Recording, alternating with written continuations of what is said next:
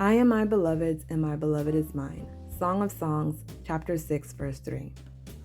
My husband and I have been married for 14 years. We have 2 kids, and with all of that time and with those kids, we have experienced a lot of ups and downs, lean times, abundant times, times where we were dependent on others blessing us, and other times where we were blessed to be a blessing to others, financially, emotionally, physically, giving space in our home. We've done a lot together, and we've been through a lot, like any natural relationship over the course of time. But there are times where you have to pause because life just gets to lifing and you just go with the flow.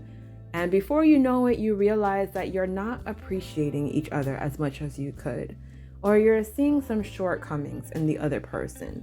And it makes you wonder, did I make the right decision?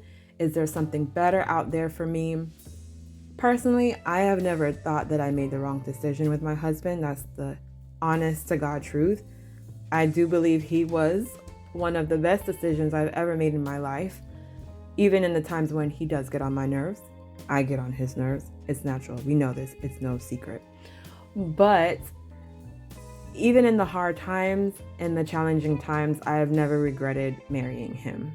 He's a good, solid man. His character, his personality, what he brings to the table, he is an awesome guy. And anyone you meet who knows him will say the same thing. But there were times where I was focused on where he did have his shortcomings and what I wanted to see more from him and in him.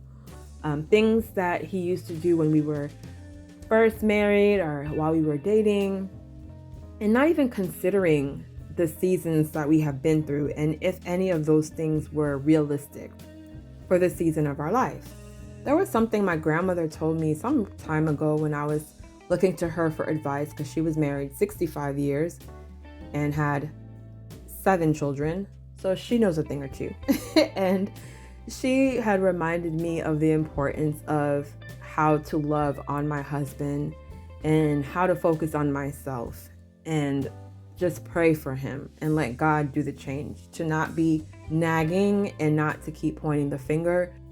But in whatever areas that I felt he was lacking for me, I could do that for him because he may actually need it himself.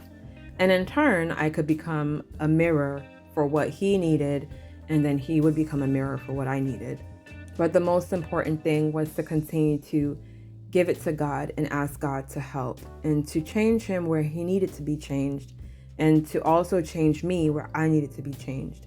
A friend of mine recently told me, how can you expect your husband to fulfill his role when you don't fulfill yours? And I thought to myself, where do I have room to improve? Where am I lacking? I need to focus on my shortcomings. And like my grandmother say, pray for my husband and watch God handle the rest. In both of us, there was room for improvement for both of us. So in reading Song of Songs recently, the verse that stood out to me, it says, in chapter 6, verse 2 through 3, my love has gone down to his garden, to beds of spices, to feed in the gardens and gather lilies. I am my love's, and my love is mine. He feeds among the lilies. And what I got out of that is that it was a pure devotion to one another that they had. It was a mutual loyalty and commitment. And the garden represented tranquility, peace, beauty, and nourishment. The spices represented flavor and enjoyment, depth and excitement in the relationship. And the lilies represented purity, promise, and rebirth. And I realized that that was definitely something that I wanted to experience more in my relationship. My husband and I are about to embark on a new transition in life that we've never experienced before. And I just wanted to make sure that we are starting on good ground before things change, and that we just remember that we have each other's back.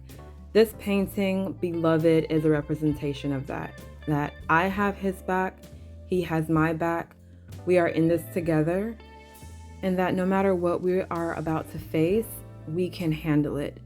It's an intentional reminder to put our trust in God and to be there for one another. We are not each other's enemy. We are a team, and no matter what, I got you, boo. I got you, boo. I want to encourage you ladies to pray for your husbands, to pray to God to stir up your love for your husband, to awaken your love. If you feel like you are losing the touch, pray to God to reignite that fire within your marriage so that you can really show up for each other, love on each other, support each other, and remember that you are a gift to your husband and your husband is a gift to you. And together with the hand of God, no one can stop you. You're unstoppable. Yeah, so this is it.